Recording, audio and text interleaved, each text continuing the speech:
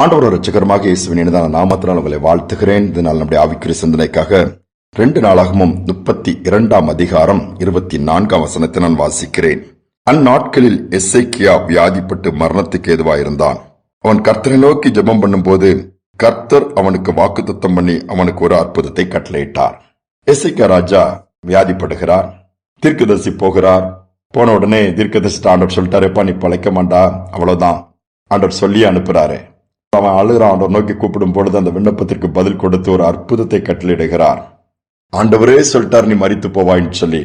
ஆனா அந்த அழுகையை பார்த்து ஆண்டவரை நோக்கி, ஆண்டவரே எவ்வளவு உண்மை உத்தமமா இருந்தேன், நீ என்ன நினைவு கூற மாட்டேறான்னு சொல்லும்போது ஆண்டவர் இறங்கி 15 ஆண்டுகள் கூட்டி கொடுக்கிறாரு. ஆனா வேதம் என்ன சொல்கிறது, அந்த 15 ஆண்டுகள் அவர் சரியா பயன்படுத்திக்கல. ஆண்டவர் கேட்கும் பொழுது அற்புதத்தை செய்கிறார். ஆண்டவரே சொல்லிவிட்டார், வாழ்க்கை ஓட்டம் முடிஞ்சிருச்சு, மாத்த முடியுமா? அநேகர் சொல்லுவாங்க, உனக்கு எழுதப்பட்ட நாட்கள் வருஷம் விளந்தாப்பா, நம்ம என்னப்பா பண்ண முடியும்? ஆனா அதை கூட ஆண்டவர் மாற்றி கொடுக்கிறார் கேட்கும் பொழுது. இந்த நாட்கள்ல டாக்டர் சொன்னாலே நம்ம மனசு உடைஞ்சு போயிருது, இனி பிழைக்க மாட்டாங்க, எத்தனாவது ஸ்டேஜ், அவ்வளவுதான், கஷ்டம். டாக்டர் சொல்லிட்டாங்கன்னு நமக்கு ஒரு ஆழமான விசுவாசம் வந்துடும். இனி கஷ்டம் தான், அடுத்ததா வேற என்ன பண்ணலாம், அடக்க ஆராதனைக்குரிய காரியத்துக்கு போயிருவோம். நோ, ஆண்டவர் மரித்து போவாய் சொன்ன மனிதனையே அந்த அழுகையை பார்த்து, கண்ணீரை பார்த்து மீண்டுமாய் வாழ்வு கொடுக்கிறாரு. ஆனா அதை சரியா பயன்படுத்திக்கல. நமக்கு அநேகம் வாய்ப்புகள் கொடுக்கப்படுது, சரியா பயன்படுத்துறோமா? ஆண்டவர் நம்மிடத்தில் என்ன எதிர்பார்க்கிறார்? ஜெபிக்கும் பொழுது பதில் கொடுக்கிறார், வாக்கு பண்ணுகிறார், அதை அருளி செய்கிறார். ஆனால் அதற்கு பின்பும் அவருக்கு உண்மையாக இருக்கணும் எதிர்பார்க்கிறார். சீனா தேசத்திலே ஹூவாங் என்கிற ஒரு மனுஷனுக்கு வியாதி வருகிறது. கல்லீரல் அவருக்கு கேன்சர் சொல்லி மருத்துவம் ரிப்போர்ட் சொல்லுது. சரி, இவருக்கு அதுவும் ஃபைனல் ஸ்டேஜ்னு சொல்லிட்டாங்க. ஆண்டவர் அறியாத ஒரு மனிதர், மனைவி இருக்கிறாங்க, பிள்ளைகள் இருக்கிறாங்க. திருப்பி இன்னொரு டாக்டரை பார்த்து கொஞ்சம் கன்ஃபார்ம் பண்ணிக்கலாம்னு சொல்லி உறுதிப்படுத்திக்கலாம்னு போறாரு. அவங்க பார்த்துட்டு, உண்மைதான், கேன்சர் தான் உங்களுக்கு, கல்லீரல்ல, நீங்க பிழைக்க மாட்டீங்க, கடைசி ஸ்டேஜ், என்னாலே இதை சுகமாக்க முடியாது. ஆனா அந்த டாக்டர் ஆண்டவரை ஏற்றுக்கொண்ட ஒரு டாக்டர் அவர் சொல்றாரு, நீங்க ஒன்னு செய்யலாம், அந்த வாழ்க்கை ஓட்டம் இதோட முடிஞ்சனாலும் இன்னொரு வாழ்க்கை இருக்குது, மரணத்துக்கு பின்பு மறுபிறவிண்டில்ல, மறு வாழ்வு இருக்குது. அது ஆண்டவரோடு வாழ்ற நித்திய வாழ்வு. ஏன் உங்க வாழ்க்கைய ஆண்டவருக்கு ஒப்பு கொடுக்க கூடாது? அவரை ஏற்றுக்கொண்டீங்கன்னா, அவரை பிடிச்சுக்கிட்டீங்கன்னா, ஒருவேளை எம்மைக்குரிய வாழ்க்கை முடிஞ்சாலும் அந்த வாழ்க்கை தான் உண்மையான வாழ்க்கை. இது கொஞ்ச நாட்கள் தான் அந்த வாழ்க்கை. சோ அதுக்கு யூஸ்ஃபுல்லா இருக்கும்னு சொல்லி அனுப்பி விட்டுறதாரு. வீட்டுக்கு போறாரு, என்ன செய்யணும் தெரியல. சரின்னு சொல்லிட்டு அந்த இயேசுவை தான் நம்ம தேடி பார்ப்போம்னு சொல்லிட்டு என்ன பண்றாரு, எல்லாத்தையும் இது பண்ணிட்டு ஒழுங்குபடுத்திட்டு இந்த இயேசுவை நோக்கி, ஆண்டவரே நீங்க நினைச்சா என்ன சுகமாக்க முடியும், ஒரு அப்படியே நான் மரிச்சிட்டாலும் நம்முடைய ராஜ்யத்துக்குள்ள என்ன ஏத்துக்குங்க, அந்த பரலோக வாழ்க்கை நான் இழக்கக்கூடாது. இன்னும் ஃபைனல் ஸ்டேஜ், இன்னும் மரணத்தின் விளிம்புக்கு போயிட்டாரு. ஒரு நாள் அப்படியே படுத்திருக்கும் போது பக்கத்துல ஒயிட் கலர் ட்ரெஸ் போட்ட 2 பேர் இந்த ஆபரேஷன் தியேட்டர்ல உள்ள அந்த எல்லாம் இந்த நைஃப், அந்த கத்தி, அந்த எக்யூப்மெண்ட்ஸோட வந்து நிக்கிறத பாக்குறாரு. இவர் அப்படியே கண் முன்னால் அப்படி ஒரு விஷயம் அப்படியே தெரியுது. பார்த்துட்டு இருக்காரு, என்னன்னு சொல்லி பார்க்க கொஞ்ச நேரம் நிக்கிறாங்க. இவருடைய சரீரத்துல ஏதோ பண்ண மாதிரி கொஞ்ச நேரத்துல மறைஞ்சிட்டாங்க. மறைஞ்ச உடனே இவருக்குள்ள சரீரத்துல என்ன நடந்ததுன்னா ஒரு பெரிய மாற்றம். இந்த வியாதி சுகமாயிடுச்சு. இவர் எவ்வளவு நேரம் சாக கிடந்தவர் எந்திரிச்சு உட்கார்ந்து சாப்பாடு கேட்கிறாரு, எனக்கு பசிக்குது, சாப்பாடு கொடுங்கண்டே. வீட்டுல உள்ள எல்லாருக்கும் ஆச்சரியம். அவங்களுடைய சகோதரன் இவன் சாக போற கடைசி நேரம்னு சொல்லிட்டாங்களே, அப்போ எட்டி பார்க்கணும்னு வீட்டுக்கு வந்துட்டு போறாரு. நம்ம நிறைய இடத்துல அப்படிதானே, மறிக்கிறதுக்கு முன்னாடி போய் பாத்துறணும் பா போவாங்களா, பார்த்தா இவர் சாப்பிட்டுட்டு நல்லா இருக்கிறாரு.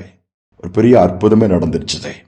ஃபைனல் ஸ்டேஜ், பிழைக்க மாட்டார்னு சொல்லிட்டு மருத்துவமும் மருத்துவர்களும், நான் என் ஆண்டவர் தன்னுடைய கரத்தை வச்சு தொட்டு சுகமாக்கி திரும்ப ஆயுசு நாட்களை கூட்டி கொடுத்தாரு. அந்த நாட்கள் முழுதும் ஆண்டவருக்கு உண்மையாக இருந்தார். இந்த சம்பவம் சொல்றது, இது உண்மையா நடந்த சம்பவம் சீனா தேசத்துல. இன்னைக்கு அந்த ஆண்டவர் ஜீவனோடு இருக்கிறாரு. ஒருவேளை முடியாது, இனி அவ்வளவுதான், இப்படி ஆயிடுச்சு, உங்க சரீர பலவீனங்களா இருக்கலாம், உங்க வாழ்க்கையின் காரியங்களா இருக்கலாம், தொழிலின் காரியங்கள், நஷ்டங்கள், முடிந்ததுன்னு சொல்லுகிற காரியங்கள்லாம், அல்லது முடிஞ்சிரோன்னு சொல்றத கூட, அதுக்கு நீ விடிவு வராதுன்னு சொல்றீங்களா? இல்ல, இரவென்று ஒன்று இருந்தா பகலென்று ஒன்று நிச்சயமாகவே பிறக்கும். ஆண்டவர் செய்வாரு. அவரை சார்ந்து கொள்வோம். கொடுத்த நாட்கள்லயும் உண்மையா இருப்போம். நிச்சயமாக எந்த சூழ்நிலை இருந்தாலும் உன்னதமான தேவனை நோக்கி கூப்பிட்டு பாருங்க.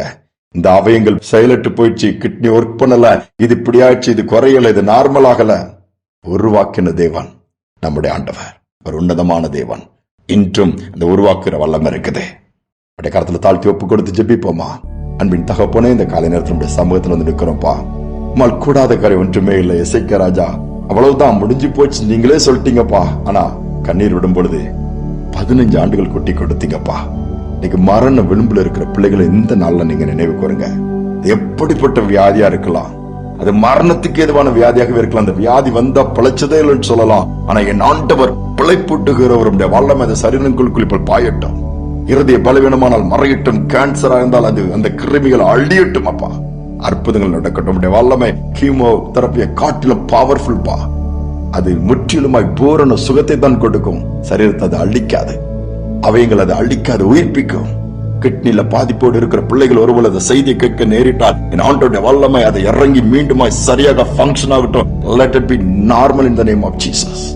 எல்லா கைகால இருக்கிற பலவீனங்கள், முட்டுகள் இருக்க பலவீனங்களா இருக்கலாம், சரீரத்தில் இருக்க எந்த அவயங்கள் பாதிக்கப்பட்டிருந்தாலும், அல்லது பிரெயின்ல இருக்கலாம், டியூமராக இருக்கலாம், அல்லது டிபி வியாதியாக இருக்கலாம். டாக்டர்ஸ் எல்லாம் அது கஷ்டம் ட்ரை பண்ணுவோம்னு சொன்னாலும் ஒரு தொடுதல் போதும், ஒரு பார்வை போதும், ஒரு வார்த்தை போதும்பா, அனுப்பி நீங்க சுகமாக்குங்க. எனக்கு ஒரு சுகத்தின் நாளாய், தொட்டுதலின் நாளாய், மீண்டுமாய் எழுந்து காரியத்தை செய்கிற நாளாய் மாற்றுவீராக. படுக்கைகள் மாறட்டும், முடங்கின பகுதிகள் எல்லாம் மறையட்டும். பிள்ளைகள் எழுந்து நிற்கட்டும். நாம மகிமைப்படட்டும். தாழ்த்தி ஒப்புக் கொடுக்கிறேன். இயேசு என்கிற நாமத்தில் கேட்கிறேன் நல்ல பிதாவே, ஆமேன், ஆமேன். என் ஆண்டவரால் எல்லாவற்றையும் செய்ய முடியும். எப்படிப்பட்ட சூழ்நிலையா இருந்தாலும், மரணத்துக்கு ஏதான வியாதியா இருக்கலாம், சூழ்நிலையா இருக்கலாம், மாற்றுவார். ஜீவனுக்கு ஏதோ மாற்றிக் கொடுப்பார். இந்த சிந்தனையோடு இந்த நாளை தொடர்வோம். மீண்டும் நாளை தினம் சந்திப்போம்.